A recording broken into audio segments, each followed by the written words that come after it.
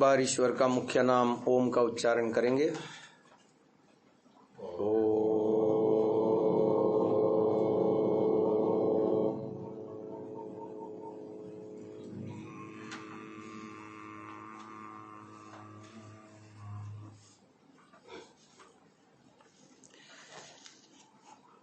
वेद मंदिर सेक्टर 8 रोहिणी पूर्व में योग शिविर में चौथे दिन में मध्यान्होत्तर काल के द्वितीय सत्र में आप सभी महानुभावों का हार्दिक स्वागत है। हम गत सत्र में पिछले सेशन में चित्त की 5 अवस्थाओं का वर्णन सुन रहे थे। अघमर्षण सूक्त की चर्चा चल रही थी, जिसके अंतर्गत हम अघ को ढूंढने का प्रयास कर रहे हैं, मर्षण की विधि जानने का प्रयास कर रहे हैं। हमने 4 शब्दों का आध्यात्मिक अर्थ लेने की बात कही थी, जिसमें से समुद्र और अर्णव की चर्चा हमने गत सत्र में पूर्ण की। क्रम प्राप्त तीसरा संवत्सर को हम समझा रहे थे, जिसके अंतर्गत हमने आंतरिक संवत्सर की बात कही।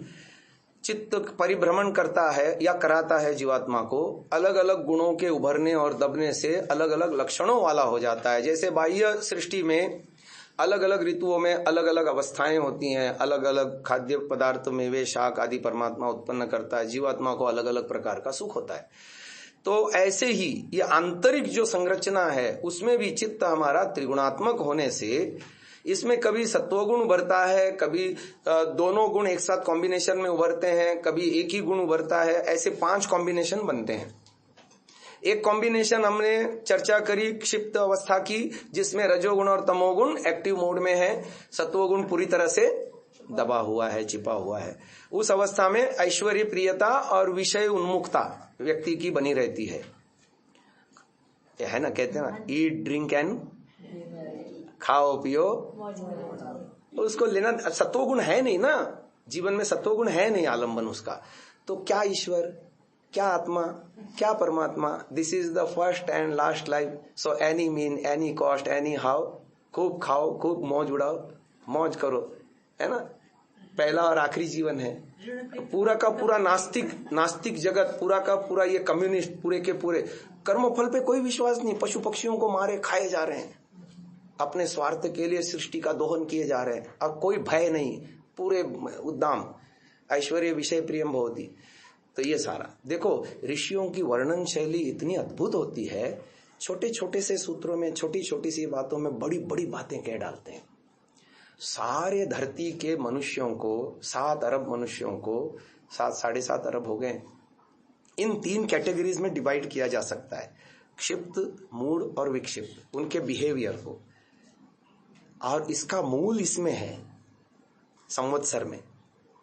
ये हमारा आंतरिक संवत्सर है, समझो इस बात को। अब आगे चलते हैं।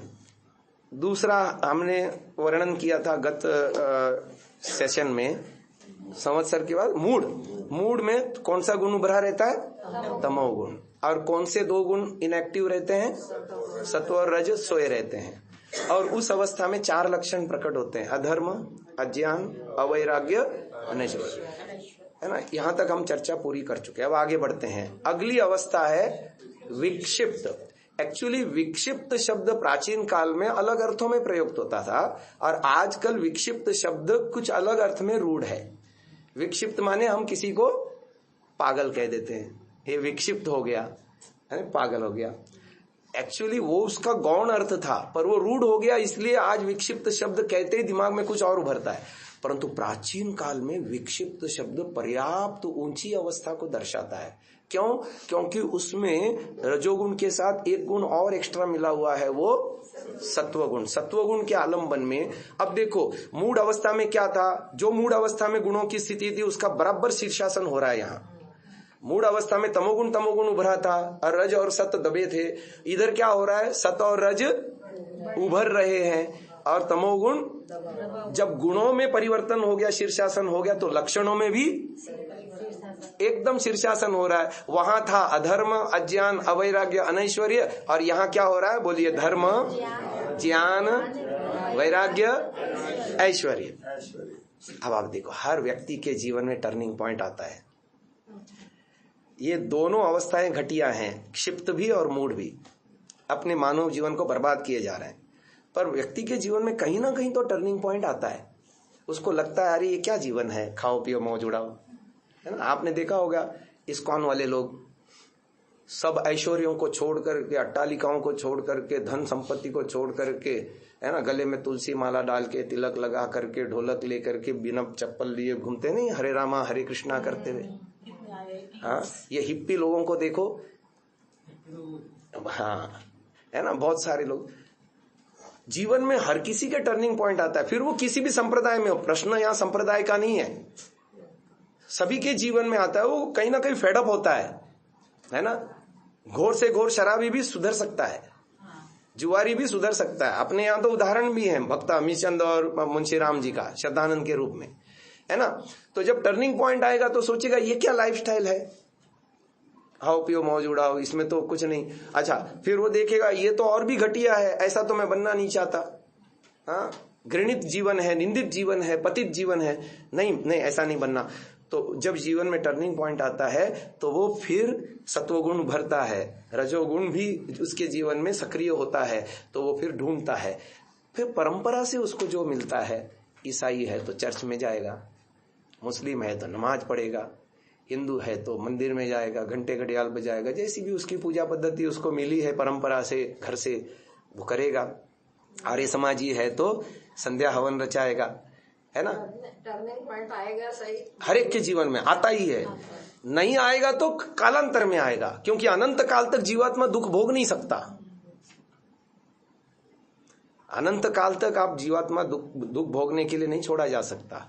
कहीं ना कहीं तो टर्निंग पॉइंट आएगा, फेडअप होगा आदमी, है ना। अरे आपके घर में लगे हुए पर्दों से आप फेडअप हो जाते हैं, नहीं होते?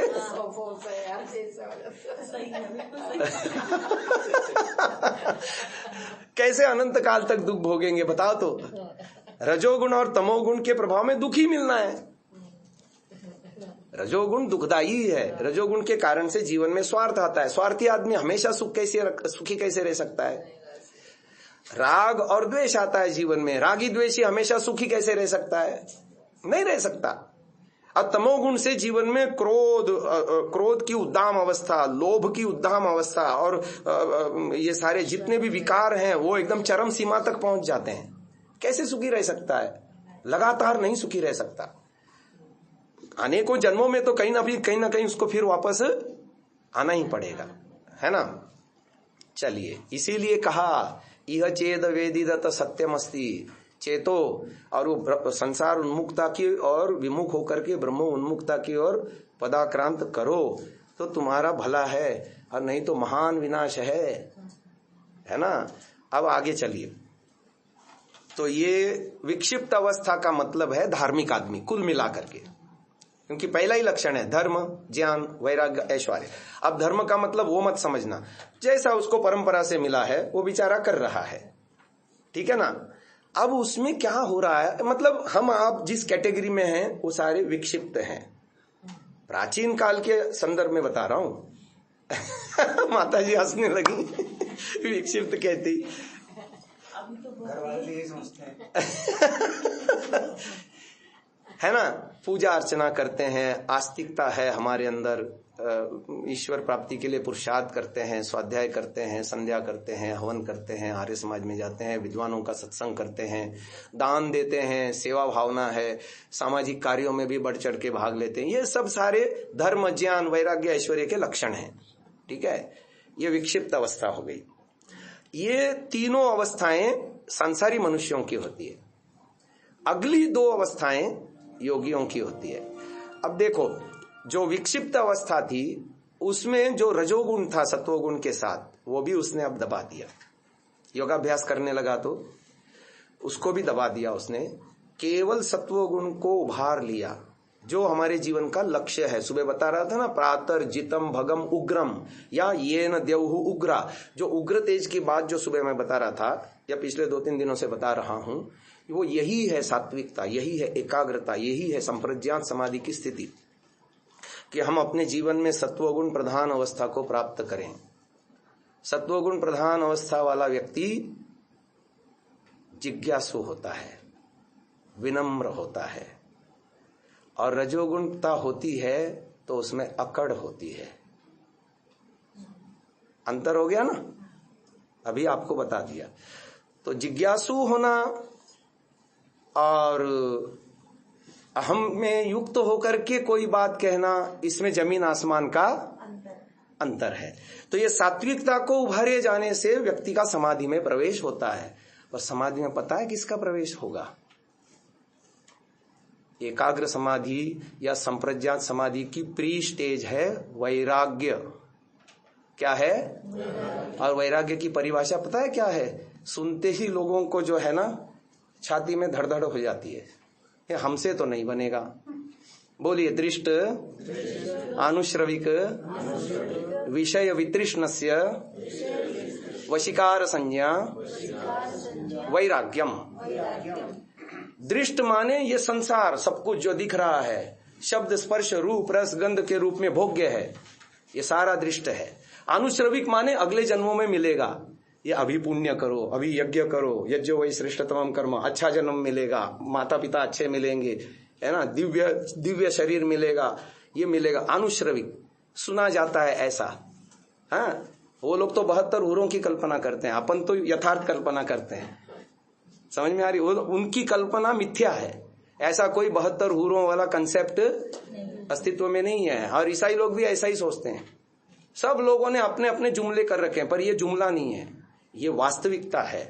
क्योंकि मनुष्यकृत मत मतांतर संप्रदायों में कमियां हैं, ईश्वरकृत जो धर्म है उसमें कमियां नहीं है। क्योंकि ईश्वर का ज्ञान नित्य है, शाश्वत है, न बदलने वाला है, और वो सत्य है। और मनुष्य कल्पना करता है, कल्पनाएं तो फिर वो वेरी होती हैं। ठीक है ना? अब चलो आगे। तो मैं बता रहा था, एकाग्र अवस्था में सत्वगुण प्रधानता लानी पड़ती है। अभी हम अपने आप को भले ही धार्मिक समझ रहे हैं, संध्या कर रहे हैं, हवन कर रहे हैं, स्वाध्याय कर रहे हैं, प्रचार कर रहे हैं, सामाजिक कार्यों में समय भी लगाते हैं, सब कुछ करते हैं, परंतु शांति तो नहीं है ना, संशय तो नहीं मिटे ना, अंदर से ईश्वर की अनुभूति नहीं हो रही है ना। वो क्यों नहीं हो रही है? रजोगुण के कारण। और इसीलिए बताया गया कि कितने 9 प्रकार के विक्षेप बताए गए योग में जो बाधा है। बोलिए, व्याधि, स्त्यान, संशय, प्रमाद, आलस्य, अविरति, भ्रांति दर्शन, अलब्ध भूमिकत्व, अनवस्थितत्व, ये चित्त के विक्षेप हैं, जिसका अपर नाम अंतराय भी है। चित्त विक्षेपास्ते अंतराया, इनको अंतराय भी कहते हैं। अंतराय माने दुश्मन, योग के अंदर प्रवेश करने के दुश्मन, शत्रु। और विक्षेप माने बाधा डालने वाले। ये रजोगुण बहुत खतरनाक है, आगे नहीं बढ़ने दे रहा, हमें समाधि में नहीं जाने दे रहा, सत्वगुण प्रधान अवस्था में आने नहीं दे रहा। और ये सारे 9 हैं, और उसके साथ 5 चीजें और मिल करके उसमें आग में घी डालने का काम करते हैं। बोलो, दुख, दौर्मनस्य, अंगम एजयत्व, श्वास, प्रश्वास, ये उसमें साथ मिल करके और उसको भड़काते हैं विक्षेपों को। यही विक्षिप्त अवस्था है। यद्यपि इसमें धर्म भी है, ज्ञान भी है, वैराग्य भी है, ऐश्वर्य भी है, परंतु इन विक्षेपों के कारण, अच्छा, इन विक्षेपों को समझने की कोशिश करते हैं। देखो, थोड़ा थोड़ा अपन थोड़ा सा इसका एनालिसिस करते हैं। राग द्वेष को छोड़ना पड़ेगा। राग का स्वरूप क्या है? सुखानुशयी राग, दुखानुशयी द्वेष। स्वार्थ को छोड़ना पड़ेगा। जीवन में रजोगुण प्रबल होते ही व्यक्ति स्वार्थी होता है। मैं भला, मेरा परिवार भला, समाज राष्ट्र जाए बाढ़ में, मेरा भला हो, मेरे को सुविधा मिले। हम व्यवहार जीवन में देखें, ऋषि दयानंद ने क्या बताया? प्रत्येक को अपनी ही उन्नति से संतुष्ट न रहना चाहिए, सबकी उन्नति में अपनी उन्नति। पर हम देखो ना, अपने जीवन में हर कहीं जैसा जितना भला हम अपने बच्चों का चाहते हैं, पड़ोसी का वैसा नहीं चाहते, दूसरे बच्चों का वैसा नहीं चाहते। सामान्य आदमी की तो कथा छोड़ो जी, बड़े बड़े गुरुकुलों में जाओ, एक आचार्य यदि गृहस्थी है, उसके भी बच्चे हैं गुरुकुल में और दूसरों के भी बच्चे हैं, वो अपने बच्चों के साथ और दूसरे बच्चों के साथ पक्षपात करता है या नहीं करता? तो उसकी विद्या पढ़ने का फायदा क्या हुआ? होता है या नहीं होता ऐसा? सामान्य जीवन में भी देखो, एक टीचर है, उसका बच्चा भी उसी क्लास में पढ़ रहा है और दूसरे बच्चे भी उसी क्लास में पढ़ रहे हैं, पढ़ाने वाली माँ टीचर है, तो उसका व्यवहार अलग अलग होता है कि नहीं होता? हो सकता है, होना नहीं चाहिए। आदर्श यही है कि होना नहीं चाहिए। ये क्यों हो रहा है? मेरा अटैचमेंट, राग, सुखानुशयी राग। जहां आपने मेरा, मैं और ममत्व का, वो अविद्या बढ़ गई। अब फिर उसके साथ फिर अलग अलग व्यवहार होता है। देखो ये ममत्व कितना खतरनाक है, मैं आपको दूसरा उदाहरण देके समझाता हूं। एक ऑफिस में व्यक्ति काम कर रहा है, ऑफिस में भी उसको जो लैपटॉप मिला है, सेम लैपटॉप, उसी कॉन्फ़िगरेशन का, उसी कीमत का, उसने अपने घर में भी खरीद रखा है। ऑफिस का लैपटॉप वो 8 घंटे 10 घंटे प्रयोग करता है, घर का लैपटॉप मुश्किल से घंटा 2 घंटा प्रयोग करता है। ऑफिस का लैपटॉप बिगड़ जाए तो उसको कोई दुख होता है क्या? नहीं होता। और घर का लैपटॉप बिगड़ जाए तो राग, सुखानुशयी राग। एक और उदाहरण लेते हैं, बैंक का कैशियर बैठा है, हजारों रुपए ले भी रहा है, दे भी रहा है, लाखों रुपए प्रतिदिन ट्रांजैक्शन होते हैं, आ भी रहे हैं, जा भी रहे हैं। आए हुए पैसों का सुख है क्या? गिन के दे रहा है। गए हुए पैसों का सुख है क्या? अब उसके अकाउंट में 5,000 रुपया कहीं से रिवॉर्ड आता है, अब देखो सुख होता है क्या? नहीं। अब उसके अकाउंट से किसी ने हैक करके ले लिया, निकाल लिया अनधिकृत, दुख होगा या नहीं? ये है सुखानुशयी राग। राग के पीछे है आसक्ति, मैं और मेरेपन का चिपकाव। अच्छा, इसको छोड़ेंगे ना, सुखी हो जाएंगे।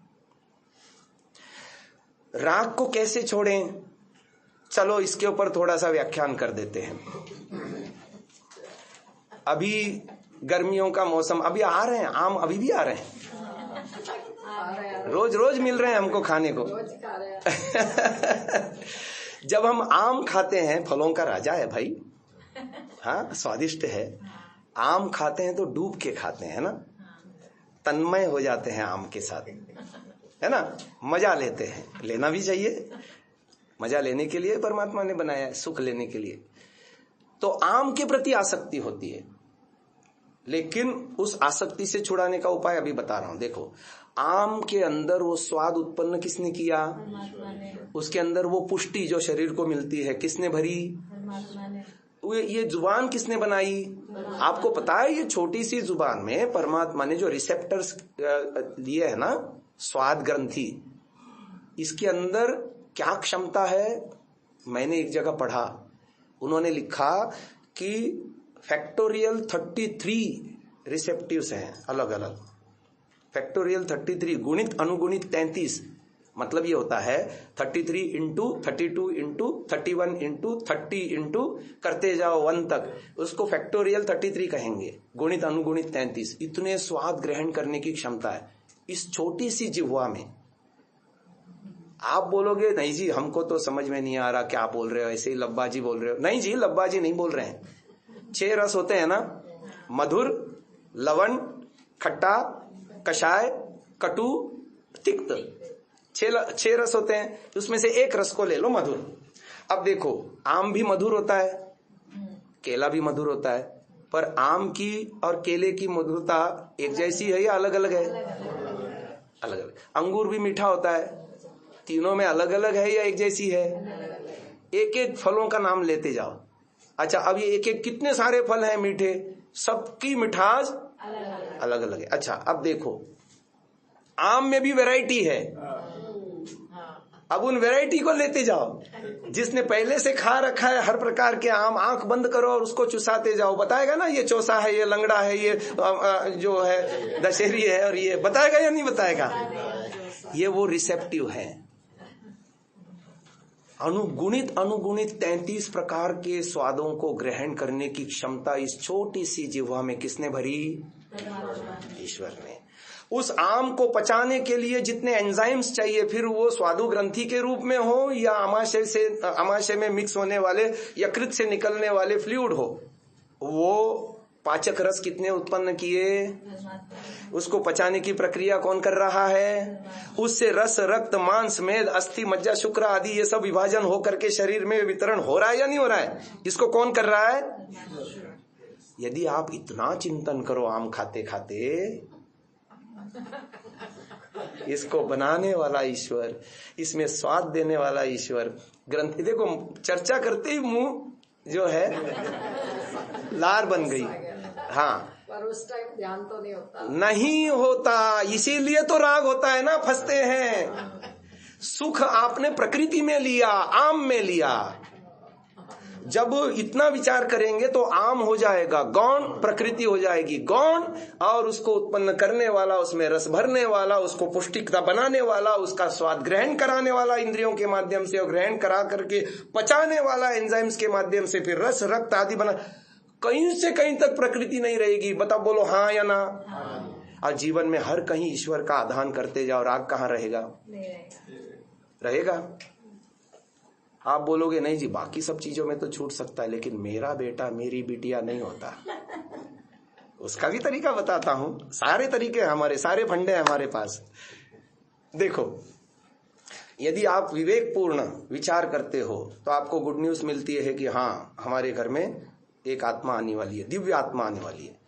याद रखना, हर व्यक्ति कर्मानुसार ऐसे माता पिता को पाता है, और माता पिता के भी अपने कर्मानुसार ऐसी संतान उनको मिलती है। ईश्वर की देन है। ईश्वर ने एक पवित्र दायित्व मुझे दिया है, मैं तो केवल व्यवस्थापक मात्र हूं उसकी आज्ञा पालन करने का। ये धरोहर ईश्वर की है, मेरी नहीं है। मैं क्या करता हूं, अपना स्वामित्व बना लेता हूं, मेरा बेटा। वास्तविकता ये नहीं है। एग्जाम्पल देके समझाता हूं। छोटे बच्चे के स्वामी कौन है, उसके माता पिता। छोटे बच्चे के पास जितने भी बिलोंगिंग्स हैं, फिर चाहे वो कपड़े हो, चाहे वो उसका खाद्य पदार्थ बिस्किट आदि हो, चाहे उसके जूते, कपड़े, खिलौने या मिठाई, जो भी उसके पास है, उसको कमा के किसने लाया, माता पिता ने। तो स्वामी कौन हुए उसके। और बच्चे के हाथ में देते ही बच्चा क्या मानता है, मेरा है, देगा भी देगा। समझ में आ रहा है। यही मेरा बच्चा, मेरा बेटा, तेरा कुछ भी नहीं है, कुछ भी नहीं है तेरा, सब कुछ ईश्वर का है, ईश्वर की देन है। ईश्वर देता, और एक दायित्व देता है, पवित्र दायित्व। जैसे मेरे माता पिता ने मुझे उत्पन्न करके संस्कारित किया, पढ़ाया, लिखाया, खिलाया, पिलाया, योग्य बनाया, ऐसे ही मुझे भी ईश्वर ने एक दायित्व दिया है कि मैं भी एक जीव को, मेरे पर दायित्व आया, responsibility, it is my responsibility, मेरा कर्तव्य है, दायित्व है, मैं उसको निभाऊं। यदि ऐसा सोचेगा तो बेटे के प्रति राग होगा, नहीं होगा। ये तो ईश्वर का है, मेरा तो है ही नहीं। मेरा है तभी तो राग है, और राग है तभी तो बच्चा पैसे को मतलब रॉन्ग वे में खर्च कर रहा है, तो भी उसको बोलने का साहस नहीं है। शराबी बच्चे को भी पिता अपनी सारी दौलत दे जाता है या नहीं दे जाता।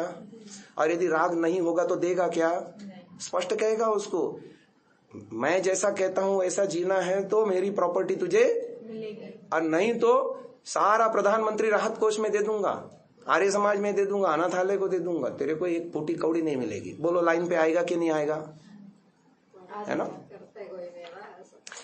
करते इसलिए नहीं है क्योंकि राग है ना, मैं और मेरेपन का चिपकाव वहीं से शुरू हुआ, और वो दिनों दिन बढ़ता गया, खत्म इसलिए लाचार हैं सारे। समझो इस बात को, ये चित्त की अवस्थाएं समझा रहा हूं मैं, कि क्यों हमारा विक्षिप्त अवस्था से आगे एकाग्र में हम प्रवेश नहीं कर पा रहे, समाधि नहीं लग पा रही हमारी। जहां रजोगुण के विक्षेप होंगे वहां ये सारी स्थितियां हमारे साथ बनेगी और हमारी दुर्दशा होगी, मार पड़ेगी हम पर। समझो इस बात को। अटैचमेंट, राग छोड़ने से आपका बेटा पराया थोड़ी हो जाता है। राग छोड़ने से आपके अकाउंट में से पैसे कहीं निकल जाते हैं। राग छोड़ने से आपकी रजिस्ट्री दूसरे के नाम हो जाती है, मकान की, दुकान की, व्यवसाय की या खेत की, कुछ नहीं होता। यही तो अधिकार छोड़ना है। और सीखा भी आपने यज्ञ से इदन्न मम इदन्न मम इदन्न मम, और हर कहीं इदम मम इदम मम इदम मम किए जा रहे हो। द्वय अक्षरम मृत्यु भवति, त्रय अक्षरम ब्रह्म शाश्वतम, ममेति च मृत्यु भवति न मम ब्रह्म शाश्वतम। 2 अक्षरों से मौत हो जाती है, 3 अक्षरों से ब्रह्म शाश्वत मिलता है। मम मेरा कहने से मौत हो जाती है, न मम न मेरा कहने से ब्रह्म शाश्वत मिलता है। ये तथ्य हमने यज्ञ से क्यों नहीं सीखा और हर समय फंसते गए, इसीलिए हमारी समाधि में प्रगति नहीं हो पा रही। समझो इस बात को। मैं क्या करता हूं, रूट कॉज को देखता हूं और वहां इलाज करना शुरू कर देता हूं और उसी का उपदेश भी करता हूं। एकदम ऐसी प्रगति होगी। लोगों में बड़ी भ्रांति है जी, योगाभ्यास तो हमारे बस की बात नहीं, आप तो वैरागी हो, गृह त्यागी हो, ये आपका काम है, हमारे बस की है नहीं।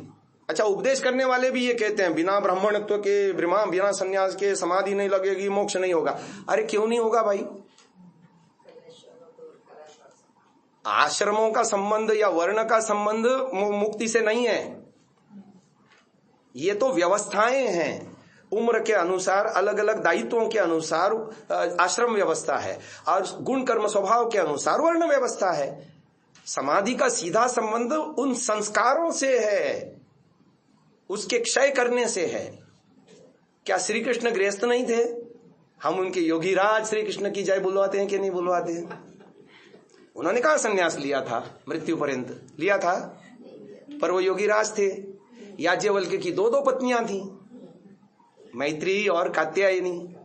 राजा जनक इतने बड़े राज्य के, स्टेट के स्वामी थे। हम तो छोटे से उसके मालिक हैं, छोटे से मकान के, छोटे से बिजनेस के, छोटे से प्रॉपर्टी के, और वो तो बड़े राजा थे, स्वामी थे। वो भी, जनक राजा भी यदि असंप्रज्ञात समाधि तक उन्नत हो सकते हैं, तो हमारा इतिहास बता रहा है ना, हमारे धर्म ग्रंथ बता रहे हैं। इसका संबंध है चित्त की उन अवस्थाओं से, उन गुणों से जिससे हम प्यार करते हैं, उस राग और द्वेष से जिससे बाहर निकालने के लिए हमने कोई योजना नहीं बनाई, रोड मैप नहीं बनाया, उसके ऊपर हमने कोई एक्शन नहीं लिया या कुछ नहीं कर रहे हैं। पहले तो स्वरूप ही नहीं समझ में आ रहा। समझो इस बात को। योगाभ्यास का सीधा संबंध इससे है कि चित्त की अवस्था, ये संवत्सर को यदि हम समझ जाएंगे ठीक कर लेंगे, है ना। हर ऋतु में पालन करने योग्य नियम होते हैं, उसको हमारे आयुर्वेद में कहते हैं स्वस्थ वृत्त। क्या कहते हैं? स्वस्थ वृत्त। अभी वर्षा ऋतु चल रही है। वर्षा ऋतु का हर ऋतु में 2 महीने होते हैं। वर्षा ऋतु का 1 महीना बीत चुका और दूसरे महीने का, क्योंकि सृष्टि सौर से चलती है, सूर्य से चलती है, तो अभी नभस्य महीना चल रहा है। नभस्य महीने की 3 तारीख है आज, तो अभी पूरा महीना बाकी है लगभग। हाँ, तो वर्षा ऋतु के लिए ऋषियों ने नियम बनाया स्वस्थ वृत्त में, 6 रसों में से 3 को अवॉइड करो और 3 को सेवन करो। तीखा और क्या नाम, कषाय और कटु, ये 3 रसों को अवॉइड करो। और नियम बनाया कि 3 रसों का सेवन करो, खट्टा, लवण और मीठा, इनका तो सेवन करो। कषाय, कटु और तीखा, इसको अवॉइड करो, स्वस्थ रहोगे। क्योंकि हर ऋतु में अलग अलग होता है। 3 प्रकार के दोष बताए ना, वात, पित्त और कफ। किसी ऋतु में कोई दोष संचय होता रहता है, अगले ऋतु में फिर उसका उत्सर्जन होता है, तो हमको बीमारियां होती हैं। और ये ऐसा न हो, ये वात पित्त कफ बैलेंस हो, इसलिए उन्होंने दिनचर्या बताई, आहार विहार बताया। उसके अनुकूल यदि रहेंगे तो किसी भी ऋतु में स्वस्थ रह सकते हैं। ठीक यही बात है यहाँ भी, योगाभ्यास में भी।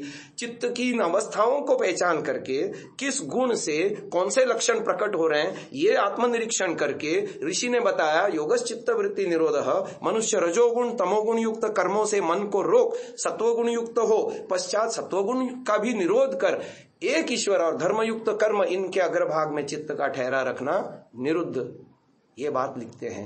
तो योगाभ्यास का संबंध तो इससे है। कंसेप्ट क्लियर होता जा रहा है। और ये हर कोई कर सकता है, ब्रह्मचारी कर सकता है, गृहस्थ कर सकता है, वानप्रस्थ कर सकता है, सन्यास भी कर सकता है, और नहीं तो कोई भी नहीं करेगा। न करना हो तो कोई भी नहीं करेगा। कपड़े रंगने का नाम थोड़ी सन्यास है। सन्यासी भी ऐष्णाओं में संलिप्त पाए जाते हैं। वानप्रस्थ में भी उल्टे सीधे काम करते हैं लोग, वानप्रस्थ लेकर के जो वानप्रस्थ के कर्तव्य नहीं कर रहे हैं। गारस्थ जीवन में पंचमायज करने वालों की संख्या कितनी है?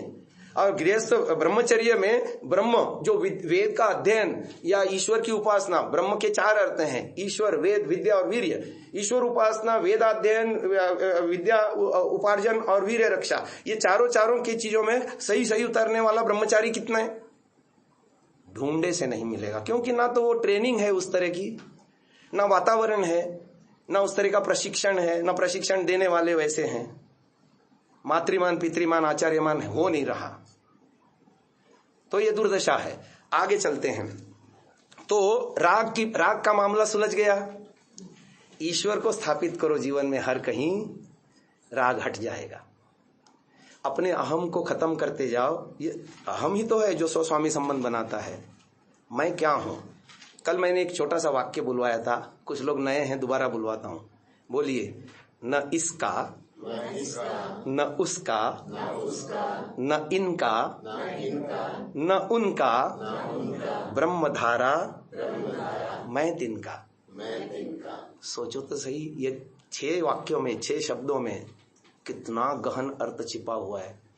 और इसको यदि हम जीने लग जाएं, कहीं से कहीं अहम उभर सकता है, ईगो बन सकता है, कोई हमें आहत नहीं कर सकता। ईश्वर के साथ सीधा संबंध जुड़ सकता है। ईश्वर प्रणिधान की स्थिति आदर्श रूप में बन सकती है। और ईश्वर प्रणिधानात समाधि सिद्धि ही बताया गया। सतोगुण प्रधान अवस्था वैसे ही आ जाएगी। अधिकार छोड़ना नहीं चाहते जी, और छूटता आपसे कुछ भी नहीं है। कोई आपसे छीन नहीं रहा, न मकान, न दुकान, न पत्नी, न बच्चे, न प्रॉपर्टी, न बैंक बैलेंस, कुछ नहीं छूट रहा।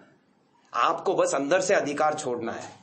इदन न मम, इदन न, राग छूट जाएगा। राग छूटने का उपाय भी मैंने बताया। ईश्वर प्रणिधान करो, ईश्वर का आधान करो, ईश्वर की कृपा को समझो, अपने अहम को डाउन करो। वैसे भी वो हमने फालतू बढ़ाया है। आपको पता है अहंकार नाम के डिवाइस का उपयोग केवल इतना है, आई एग्जिस्ट, इतना है।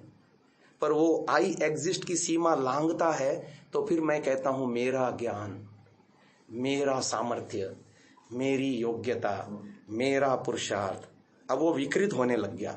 और ये विकार जितना जितना बढ़ता जाएगा, उसका बोझा जितना जितना बढ़ता जाएगा, वो आदमी विद्वान होते हुए भी रावण जैसा बन जाएगा। बोलो हाँ या ना? राग कहां पहुंचाता है? देखो, सुखानुशयी राग है, परंतु वो पहुंचाता कहां है? देखो, भयंकर दुख सागर में पहुंचाता है, अलौट नदी है। अब चलते हैं द्वेष पर। बोलिए, दुखानुशयी द्वेष।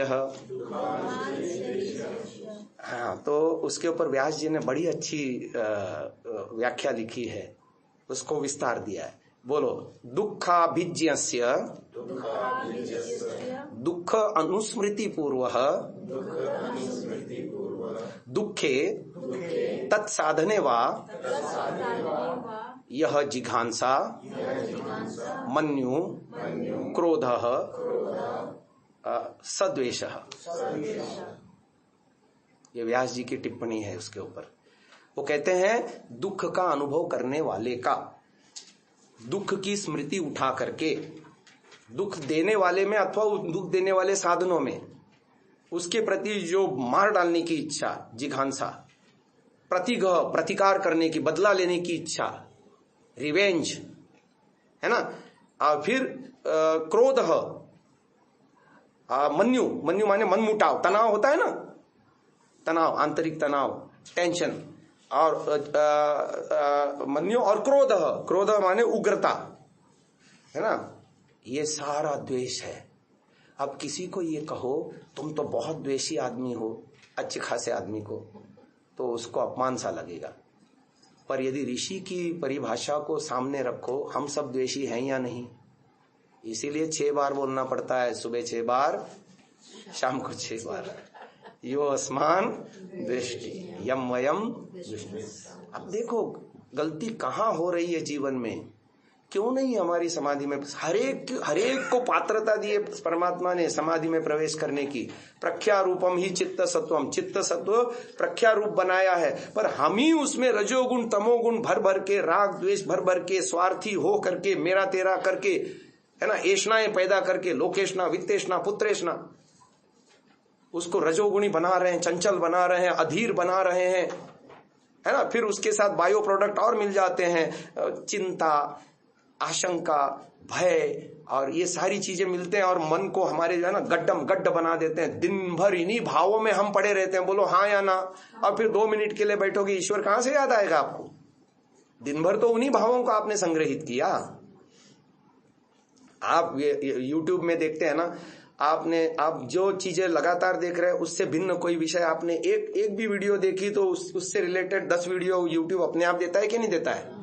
ऐसे ही यदि आपने नकारात्मक एक भी भाव उठा लिया ना, तो चित्त आपको उससे रिलेटेड अन्य सारे नकारात्मक भाव उभार करके देगा। और इसीलिए इंसोमिया के बीमारी ठीक नहीं हो पाते। जिनको नींद नहीं आती वो एक विचार नहीं उठाता, लगातार जो है नकारात्मक विचार उठाते जाता है और स्थिति वर्स्ट हो जाती है। गोलियां भी उसको जो है ना हाई पोटेंसी की देने पर भी नींद नहीं आती, स्थिति बद से बदतर हो जाती है। मूल पे काम नहीं कर रहा वो, हम तो रूट कॉज पे काम कराते हैं। तो ये रजोगुण और तमोगुण बहुत खतरनाक हैं। तो उसके पीछे के राग, द्वेष और मोह को समझना पड़ेगा। अब चलो, द्वेष की बात हम कर रहे थे। दुख आता है, अभी इसको समझो, मैं लेने में भी समर्थ हूं और न लेने में भी स्वतंत्र हूं। दुख लेना न लेना 100% मेरी मर्जी है। बोलो हाँ या ना। मेरे पास तो ऐसे टूल है ना, ईश्वर की कृपा है मुझ पर। मैंने अध्ययन किया और जहां जहां जो चीज अच्छी मिली पटक से ले लिया और उसको अपने डेली लाइफ में उसको यूज करना शुरू कर दिया। बहुत सुंदर मंत्र है। यश चकार न शशाक कर्तुम शस्त्रे पादम अंगुरिम चकार भद्रम अस्मभ्यम आत्मने तपनम तु सह। क्या अद्भुत मंत्र है। मंत्र ये कह रहा है, यश चकार, जिसने मेरा बुरा करना चाहा। हम दुखी कब होते हैं? 2 स्थितियों में होते हैं, जब हमारी मनचाही नहीं होती या अनचाही घटती है। और दुखी हम अपने आसपास के लोगों से ही होते हैं अधिकतर, जिनसे हम पहचानते नहीं है, जो हमारे शत्रु है। शत्रु भी कभी कभार आता है सामने, और वो तो सामने से आता है ना। और हमारे अपने तो हमको पीठ पीछे भी दुख देते रहते हैं, है ना। यश चकार, जिसने करना चाहा, न शशाक कर तुम, मेरा कुछ उखाड़ नहीं सका, वो बुरा नहीं कर सका।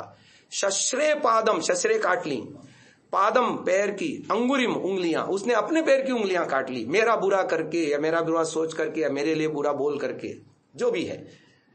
चकार भद्रम अस्मभ्यम, मेरे लिए तो उसने भला किया, मेरे को पता चला हाँ ये ऐसा भी कर सकता है, अब मैं अगली बार उससे सावधान रहूंगा, उससे बच के रहूंगा।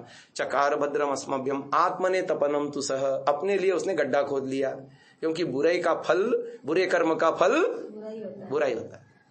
समझ में आ रही है? कहाँ से ये वेद का मंत्र है, कोई इंडेक्स में देख के बता दूंगा, पते मेरे को याद नहीं रहते, पर वेद मंत्र मैं ऐसे रखता हूं, ऐसे सामने रखता हूं, है ना।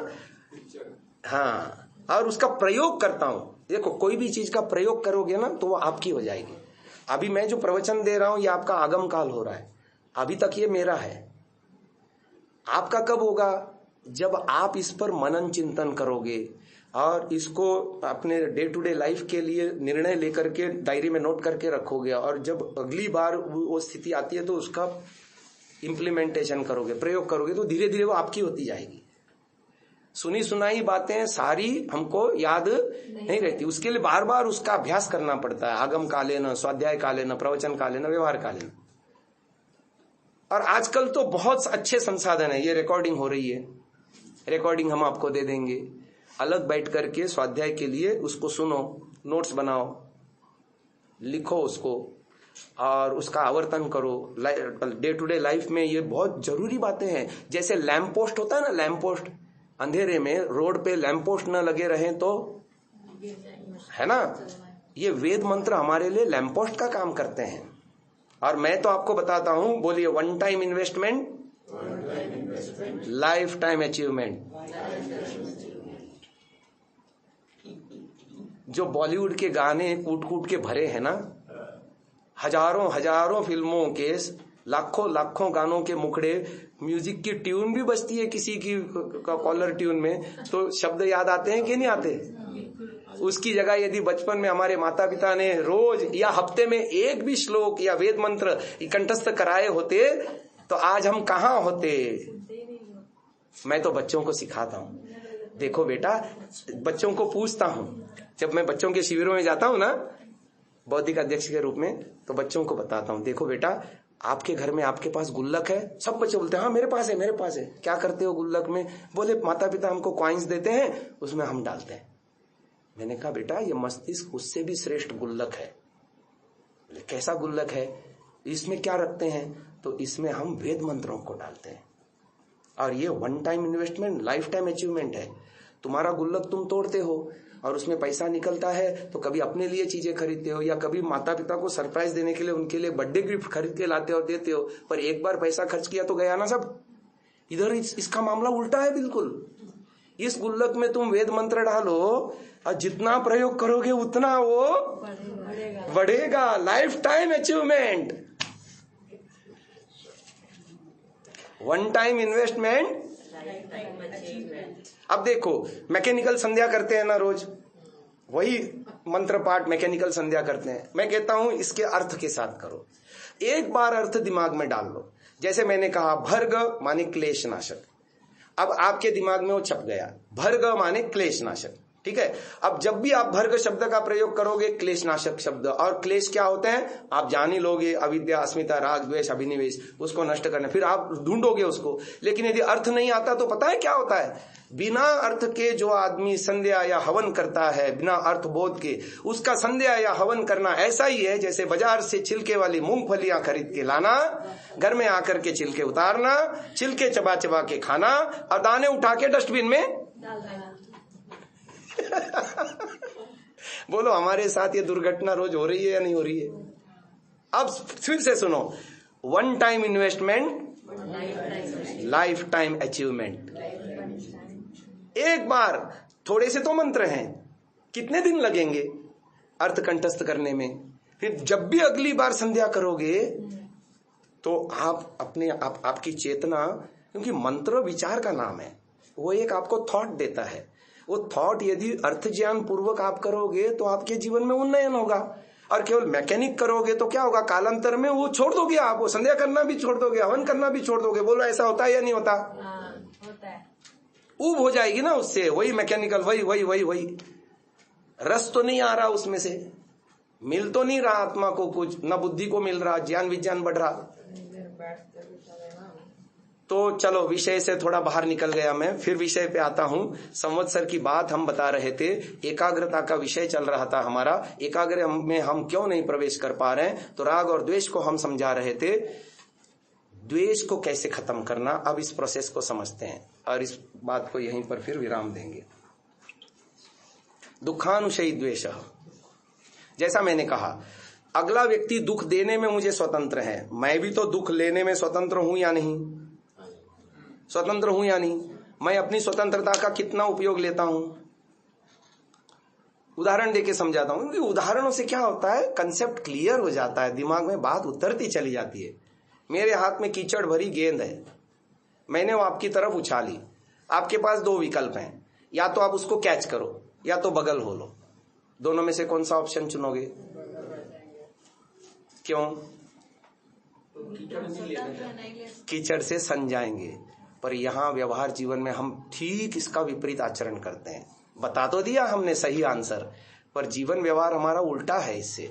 न केवल उस कीचड़ भरी गेंद को हम लेते हैं, लेकर के यहाँ घिसते हैं, यहाँ घिसते हैं, यहाँ घिसते हैं, यहाँ घिसते हैं, है ना। किसी ने गाली दी, उसको ले ली, अब च्युइंगम की तरह दिन भर चबा रहे हैं या नहीं चबा रहे हैं?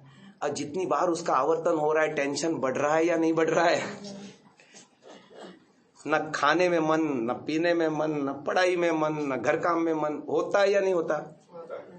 एक ही वाक्य बोला घर से पति ने जाते जाते, एक ही वाक्य, बस पूरा दिन खराब हो गया या नहीं हो गया?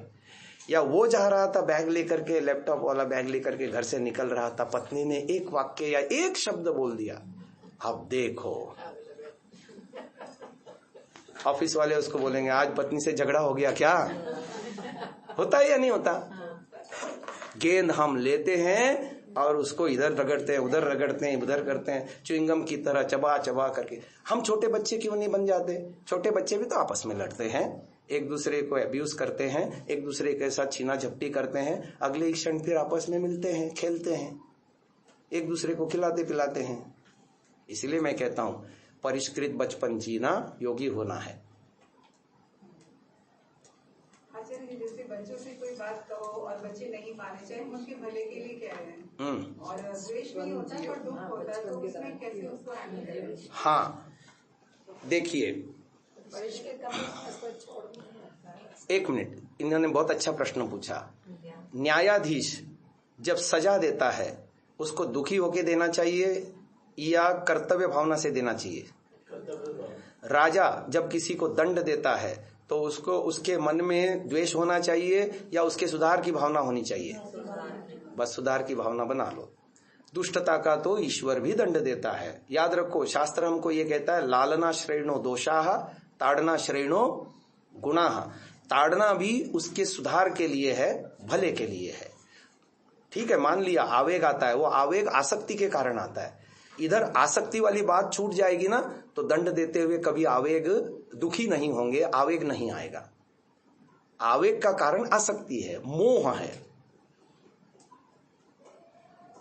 एक उदाहरण देके समझाता हूं। स्पिरिट वैसे तो शीतल है, जब ऐसी सामान्य त्वचा पर लगाओगे तो शीतलता देता है। यदि वुंड हो, घाव हो, वहां लगे तो आसक्ति वह घाव है जो जलन पैदा करता है। आसक्ति निकालो, दंड देते हुए भी जलन नहीं होगी।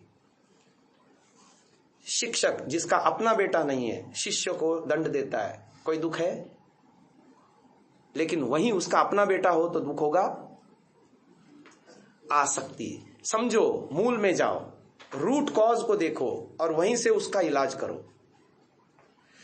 दुख लेने में हम स्वतंत्र हैं, हमने कभी इस एंगल से सोचा ही नहीं, बल्कि स्वभाव दृढ़ करते गए, दुख लेना है, लेना है, लेना है, हर किसी से, पत्नी से, बच्चों से, उससे। अच्छा, सुधार हम दूसरों में चाहते हैं, खुद की तरफ कभी मुड़ के देखना ही, बल्कि होता यह है, दूसरों के सुधार की चेष्टा मुख्य रूप से नहीं करनी चाहिए। हाँ, कर्तव्य भावना से, गौण रूप से हमें करना चाहिए, लेकिन कोई न सुधरे तो ये समझना चाहिए अभी उसकी मानसिक स्थिति उसको समझने की नहीं है, और वो अपनी कर्म स्वतंत्रता का हमारे हिसाब से उपयोग नहीं करेगा, उसके अपने दिमाग में जो इस समय चल रहा है उसके हिसाब से वो करेगा। बचपन से यदि आपका जीवन तपस्वी होता, आपका जीवन संयमित होता, आपका जीवन अनुशासित होता, तो ऐसा हो नहीं सकता कि आपके संतान में कुसंस्कार पनपे, क्योंकि बच्चा बड़ों को देखकर ही सीखता है। माँ पहले सिखाती है, ऐसे चीजें ऐसे रखती है और बोलती है ओ भुर्र पक्षी ले गया, कहती है कि नहीं कहती है? तो झूठ बोलना आपने सिखाया। आप स्वयं अपने जीवन में असंयमी हैं, अतपस्वी है, आपके जीवन में जो है ना अनुशासनहीन है आप, खाने के मामले में, उठने के मामले में, पैरने के मामले में, सोने के मामले में, बातचीत के मामले में। बच्चों के सामने कभी भी पत्नी में आपस में अब्यूजमेंट नहीं होना चाहिए, क्रोध का प्रकटन नहीं होना चाहिए, पर ऐसा हम व्यवहार करते हैं क्या? उलाहना देते हैं जी, पत्नी को उसके मायके वालों के सामने कैसी कैसी बातें बोलते हैं, नीचा दिखाते हैं, और ये वाग बाण चलते रहते हैं। आपको पता नहीं इससे कितना द्वेष बनता है। हर बार व्यक्ति आहत होता है, और जितनी बार आहत होता है द्वेष उसका कर्माशय बढ़ता है, और फिर एक दिन विस्फोट होता है। फिर कहते हो जी तलाक बढ़ गए समाज में। तुमने बढ़ाए, तुम्हें जीना नहीं आया, तुमको व्यवहार तुमने सीखा नहीं। गृहस्थ बहुत सुखमय हो सकता है, आनंदमय हो सकता है। वेद को पढ़ो तो, जानो तो, समझो तो, गुणों की स्थितियों को पकड़ो तो। देखो, मैं आज आपको सूत्र देता हूं, पति कभी भी पत्नी की गुणों की प्रशंसा औरों के सामने करे। एकांत में भले ही उसको उसके दोष, वो भी भावना हित की भावना पूर्वक, सुधार की दृष्टि से, आग्रह पूर्वक नहीं, सूचन पूर्वक। देखो, आग्रह में और सूचन में बहुत अंतर है, जमीन आसमान का। यदि ऐसा करता रहे, उसके पत्नी के मन में पति के प्रति भावना बनेगी या नहीं बनेगी? ऐसे ही पत्नी को भी व्यवहार पति के साथ करने पर परस्पर प्रेम, त्याग, सौहार्द बढ़ेगा या नहीं बढ़ेगा? और हम व्यवहार इससे बिल्कुल ठीक विपरीत करते हैं, थोड़ी थोड़ी बातों में आहत होते हैं। पहले नया नया विवाह हुआ है तो हम इग्नोर करते हैं चीजों को, पर वो जब एक एक बात से आहत होते जाते हैं, क्योंकि देखो जीवात्मा है तो अनचाही मनचाही घटेगी, आप उसको बचा नहीं सकते। मैंने कहा ना, सुबह ही आपको 2 वाक्य कहे थे, हम चाह करके भी किसी के 100% अनुकूल नहीं। और ना ही किसी को 100% अपने अनुकूल। हम असंभव को संभव बनाने चले हैं तो फिर बर्तन बजेंगे भाई साहब, देवासुर संग्राम होगा, राग द्वेष पनपेगा और वो चरम तक जाएगा। अच्छा, ऐसे वातावरण में संतानों को कहां से सुशिक्षा होगी? और इसीलिए बच्चे नहीं मानने पर हमको दुख होता है, पर उसके बीज आपने ही तो बोए। आपने खुद के जीवन को संयमित नहीं बनाया, आपने खुद के जीवन को त्यागपूर्ण नहीं बनाया। गार्हस्थ जीवन में पति पत्नी में, क्योंकि पति के लिए पत्नी देवी है और पत्नी के लिए पति देवता है। क्या नाम, पंचदेवों में पांचवा देवता यही है ना, मातृदेवो भव, पितृदेवो भव, आचार्य देवो भव, अतिथि देवो भव। पति के लिए पत्नी देवी और पत्नी के लिए पति देवता होता है। तो आपने उन नियमों का कहां पालन किया? अपने पति का अच्छे गुणों का प्रकाशन आपने नहीं किया। आपने पत्नी के अंदर जो अच्छाई देखते हो उसकी आप क्या नाम प्रशंसा कभी नहीं करते, है ना, हमेशा उसको टॉन्ट करते रहते हो। हाँ, और दूसरों के सामने उसको नीचा दिखाने की कोशिश करते हो। दोनों पक्षों में होता है और हर बार उसमें व्यक्ति आहत होता है, हर बार आहत होता है, हर बार कांच टूटती है। अब वो भग्न कांच आपको कैसे आनंद देगी? हैं, हर बार गांठें बनती हैं, कैसे सुलझेंगी? सुलझ सकती हैं, बस इसके ठीक विपरीत आचरण करो। मैंने ऐसे घर देखे हैं, मैंने उस देवता का मुख के द्वारा अपने पति पत्नी के एक भी दुर्गुण का कभी सुना नहीं। डायरेक्ट इनडायरेक्ट वे हम तो तलाशते हैं मौके, और ये मौके हमको ये सीरियल देते हैं, सिखाते हैं, बाकायदा ट्रेनिंग देते हैं, बोलो हाँ या ना। हम खुद ही अपने गृहस्थ को बिगाड़ रहे हैं, समझो इन बातों को। अच्छा, यदि हम वेद को पढ़ें और जीवन में सात्विकता लाएं, सात्विकता क्षमा की बात सिखाती है या रिवेंज की बात सिखाती है? कितनी बार हम क्षमा करते हैं? हम तो खुद आहत बने बैठे हैं ना। हम तो मौका ढूंढते हैं कि कहां इसको जो है ना, तो कभी मिर्ची तेज हो जाती है, तो कभी नमक तेज हो जाता है, तो कभी कहीं, समझ लो इस बात को, है ना। और ये पतिदेव के तो अलग फंडे हैं पत्नी को सबक सिखाने के, और आजकल रील के माध्यम से बखूबी इन सब का प्रशिक्षण दिया जा रहा है, और हर कोई व्हाट्सएप इंडस्ट्री में उसको जो है ना भर भर के सीख रहा है। जो जिनको मालूम भी नहीं है जो चीजें, वो कर करके जो है ना छोटे छोटे बच्चों से करवाया जा रहा है। मैंने कल ही एक रील देखी, वो छोटी सी बच्ची उसको साड़ी जैसा पहना करके बोलते आपसे शादी करके मैंने जो है सबसे बड़ी भूल करी, वो बोल रही है। तो उधर से आवाज आती है, वो जो कैमरा पकड़े हुए है वो बोल रहा है, हाँ आपसे भी शादी करके मैंने बहुत भूल करी, जो है क्या नाम आसपास में ऐसा कुछ बोलता है वो। तो बोले पास में कहां से आपको रिश्ता मिलता, क्योंकि पास वालों को सबको मालूम है आप क्या हैं।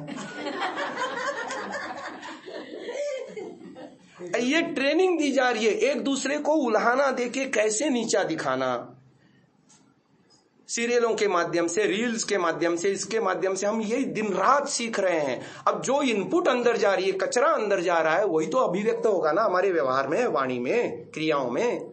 तो फिर ये दुख तो सारे भोगने हैं। और यदि आप अपने गृहस्थ बच्चों के सामने कभी पति पत्नी को डिस्प्यूट नहीं करना है। अच्छा, दादी और बहू, इन दोनों का व्यवहार अलग अलग होता है। दादा और पिता, इन दोनों का व्यवहार अलग अलग होता है। पहले अलग बैठो और तय कर लो कि बच्चों के साथ हम कैसा व्यवहार करेंगे। हाँ तो हाँ, ना तो ना, सिद्धांतों के आधार पर हाँ ना होनी चाहिए, न कि मोह के आधार पर कि माँ से नहीं मिला तो दादी का पल्लू पकड़ करके उसने अपनी बात मनवा ली। पहले अदालत बिठाओ, बच्चों से अलग बैठ करके अदालत बिठाओ और तय करो। सुख चाहिए ना गृहस्थ में, घर में सुख चाहिए ना, ये करना पड़ेगा। नहीं करोगे तो फिर वही बात है। तो राग और द्वेष से छुटकारे की बात समझ में आई?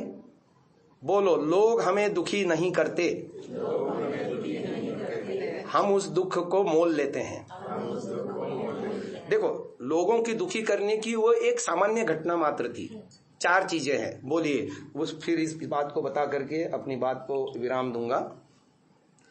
हेतु, फल, आश्रय, आलंबन, ये 4 चीजें हैं। हम कभी कहते हैं ना, प्रायः ये जुमला है कि तू दूसरे की तरफ क्या उंगली करता है, तेरी तरफ देख, 3-3 उंगलियां तेरी तरफ है, अपने को तो देखता नहीं। योगाभ्यास में भी यही चीज हमको समझनी पड़ेगी। घटना घटी, किसी ने गाली दी, किसी ने अपमान किया, किसी ने हमारी इच्छा के विरुद्ध कुछ कर दिया, बोल दिया या सोच लिया, हम उससे आहत होते हैं, ठीक है। वो घटना केवल एक आलंबन मात्र थी 4 में से, परंतु 3 कारण हमारे अंदर थे दुखी होने के। तस्य हेतुर अविद्या, यानी दुख लेना चाहिए, ये भाव हमारे अंदर बना हुआ है और स्वभाव हमारा बना हुआ है, ये अविद्या के कारण है। तो हेतु हम खुद हैं। क्यों दुख लिया तुमने? उसके मुख से गंदी हवा निकल गई, छोड़ दो उसको। गांधी जी को किसी ने, वैसे मैं महात्मा गांधी को वैसे खास पसंद नहीं करता, वो राष्ट्र विघातक आदमी है, परंतु ये घटना उसके पक्ष में जाती है, ये घटना उसके जीवन की वास्तविक अच्छी है। उसको किसी ने 2 पन्ने फुल स्केप के भर करके गालियां लिखी और दे दिया। वो कहीं यात्रा में जा रहे थे, तो उस समय जहाजों में जाते थे पानी के, तो उन्होंने ले लिया और बैग में रख लिया, बाद में पढ़ूंगा ऐसा बोल के। तो 2 पन्ने थे, दोनों को आलपिन से उसने जोड़ा था आपस में और दे दिए। और वो जहाज में गए तो वहां खाली समय आया तो डेस्क पर घूमते हुए जहाज में वो पन्ने निकाले और पढ़ने लगे, देखा तो ये गालियां भरी हैं इसमें। उसमें से उसने वो आलपिन निकाली है, बोले ये काम की मेरे चीज है, काम की चीज रख ली और वो कागज उठा करके पानी में। हम ऐसा करते हैं क्या? जो नहीं रखना चाहिए वो रखते हैं और काम की चीज। जो सामने वाले ने बोला, आत्मनिरीक्षण करके देखो, क्या मैं ऐसा हूं? यदि मैं नहीं हूं तो क्यों दुखी होना? मैं तो वो हूं ही नहीं। I am not that personality, I have not done that. सीधा सीधा सा उपाय था, पर उसने ऐसा बोला ही क्यों? वो ऐसा सोचता क्यों? मैंने उसका क्या बिगाड़ा था? शुरू होता है ना सारा उल्टा व्यापार शुरू होता है हमारा, होता है या नहीं होता? ऐसा तो हम दुख लेने में हेतु हो गया, तस्य हेतुर अविद्या। दूसरी बात, फल, जो सुख दुख भोगते हैं वो भी हम भोगते हैं। गाली देके तो हो गया, भोगना किसने है? हम चाहें तो न भोगे। हेतु फल आश्रय, उसका आश्रय है हमारा चित्त। कुसंस्कार कहां भरे पड़े हैं? दुख लेने के, संजोने के, बढ़ाने के। आलंबन तो मात्र एक घटना थी, कण भर का दुख था वो। उसको संजो करके, बढ़ा करके, संग्रहित करके हमने मन भर बना लिया। दिन भर परेशान रहे और फिर औरों को भी बांटते रहे। फोन करके वो बहू माँ को फोन करके मायके में बता रही, पता है आज आपको क्या हुआ? मिस्टर ने ऐसा किया। फिर मैं सहेली को बताएगी, दुख फिर और बांटेगी वो। होता है या नहीं होता ऐसा? ये हमको स्वयं को, दुख के स्वरूप को समझना है। डे टू डे लाइफ में छोटी छोटी घटनाओं से। चौथा बताया ना, आलंबन। आलंबन माने बाहर का व्यक्ति जो हमको दुख लेने का कारण बन रहा है, देने का कारण बन रहा है, वो तो चौथा भाग है। 3 भाग तो हमारे से रिलेटेड है। अविद्या हमारे अंदर है, सुख दुख पुण्य फल जो हम भोगते हैं उसका आहत हम होते हैं। वो तो अगला आदमी बोल करके चला गया, खीर पूरी खा रहा है मजे से। आइसक्रीम पार्लर में बैठ करके मस्त आइसक्रीम की चुस्कियां ले रहा है और हम यहाँ टेंशन में। अब इसीलिए दर्शन पढ़ने चाहिए, इसीलिए ऋषियों की विद्या पढ़नी चाहिए। हमारी बुद्धि खुलती है, हमको जीना आता है। लोग कहते हैं अध्यात्म तो बुढ़ापे की चीज है जी। नहीं, डे टू डे लाइफ में अध्यात्म हमको जीना सिखाता है, सोचना सिखाता है, बोलने की विधा सिखाता है, चलने का ढंग सिखाता है, असली रूप में मानव बनना सिखाता है। अध्यात्म की इसलिए हर किसी को आवश्यकता है। बच्चे को आवश्यकता है, गृहिणी को आवश्यकता है, बिजनेस में आवश्यकता है, व्यापारियों को आवश्यकता है, नेता को आवश्यकता है। हर कहीं अध्यात्म के बिना आपका जीवन पंगु है, लंगड़े हैं आप, कहीं नहीं पहुंचोगे। और अपने व्यवहार से आप स्वयं भी गलतियां करोगे, खुद दुखी रहोगे, अपने व्यवहार से जगह जगह दुख बोते जाओगे जीवन में हर कहीं। इसलिए अध्यात्म की हर कहीं जरूरत है, उपेक्षा की ही नहीं जा सकती। धर्म सार्वभौम चीज का नाम है, मत संप्रदाय एक अलग बात है। तो चलो आज हमने अघमर्षण सूक्त के माध्यम से संवत्सर को समझने के संदर्भ में चित्त की अवस्थाओं को समझने का प्रयास किया। जो विक्षिप्त चित्त में रजोगुण था, रजोगुण के कारण हमने समझे कि कैसे राग उत्पन्न करता है, द्वेष उत्पन्न करता है, स्वार्थ उत्पन्न करता है, जीवन में ऐषणाएं पाल लेता है, पुत्रेषणा वित्तेषणा लोकेषणा, और कैसे अहंकार को बढ़ा लेता है रजोगुण के प्रवृत्ति के कारण, और समाधि से हमेशा दूर रहता है। फिर चाहे वो संध्या करे, चाहे वो हवन करे, कितना ही स्वाध्याय करे, कितना ही सत्संग सुने, कितना ही कुछ करे, आत्मनिरीक्षण आदि, इसके किसी काम, क्योंकि अंदर से रिपेयरिंग नहीं हो रही है ना, अंदर तो सारा कीचड़ भरा पड़ा है। जो महानुभाव कल नहीं आए थे उनके लिए एक अंतिम उदाहरण देकर के बात समाप्त करूंगा। हमारा मन कितना गंदला है, देखो कल्पना करो हमारा फोरहेड ये मोबाइल स्क्रीन की तरह, अब जैसे ये कुछ नहीं दिख रहा, लेकिन जैसे ही बटन दबाऊंगा ये वीडियो स्क्रीन की तरह हो जाता है ना, ऐसा हमारा टीवी स्क्रीन की तरह हमारा फोरहेड कन्वर्ट हो जाए और हमारे कान स्पीकर होके बजने लग जाएं, तो हम अपना भीतर का जो चिंतन है उसका प्रक्षेपण स्विच ऑफ करना चाहेंगे या स्विच ऑन रखना चाहेंगे? क्या करना चाहेंगे? इतनी गंदगी है हमारे अंदर, हम दोगला जीवन जी रहे हैं, मुखौटा। लोगों को दिखना कुछ चाहते हैं, हम होते कुछ और हैं। अच्छा, बच्चों को ये ब्रॉडकास्ट बंद करने की जरूरत है? इसका एक सहज उदाहरण, पिता को फोन आया, एक आदमी से 5,000 रुपया लेने होंगे, देनदारी होगी, तो वो बोलता है मैं अभी आ रहा हूं, घर से निकल रहा हूं, तैयार रखना पैसे। अब ये अपने बेटे को बोल रहा है, बेटा एक अंकल आएंगे, वो डोरबेल बजाएंगे, तुम दरवाजा खोलना और कहना पिताजी घर में नहीं। अब होता है 5 मिनट के बाद वो एज यूजुअल आ जाता है, डोरबेल बजाता है, वो दरवाजा खोलता है, बच्चा नमस्ते नमस्ते होती है, पिताजी कहाँ हैं? पिताजी अंदर हैं जी। क्या कहा पिताजी ने? उन्होंने कहा अंकल आएंगे, उनको बताना कि पिताजी घर पे नहीं है। ये है बचपना, निरागसता, जैसे अंदर वैसे। समझ में आई बात? इसीलिए मैं कहता हूं परिष्कृत बचपन जीना योगी होना है। योगी को भी छिपाने की, उस ब्रॉडकास्ट को छिपाने की जरूरत नहीं है। और जो इतने लेवल पे ऊंचा उठता है ना, परिष्कार करके स्वयं का, खुद का परिष्कार करके जब स्वयं का ऊपर उठता है ना, उसके द्वारा बोली गई कठोर बात कभी चुभती नहीं, बुरी नहीं लगती। कठोर बात उसकी चुभती है जिसका व्यवहार कुछ और है, मतलब जो अंदर बाहर एक नहीं है। वो जब आपको क्रिटिसाइज करेगा तो उसकी बात आपको चुभेगी, लेकिन जिसके जीवन में उच्च तप है, ज्ञान है और वैसा आचरण है, ऐसे व्यक्ति की सीधा सीधा मुंह पे किया गया अपमान भी बुरा नहीं लगता। देख लेना, अब हर कहीं ऐसा है।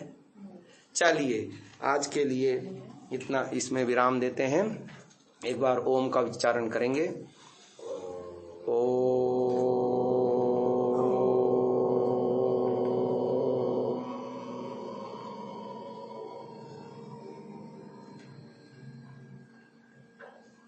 धन्यवाद, सभी को सादर नमस्ते।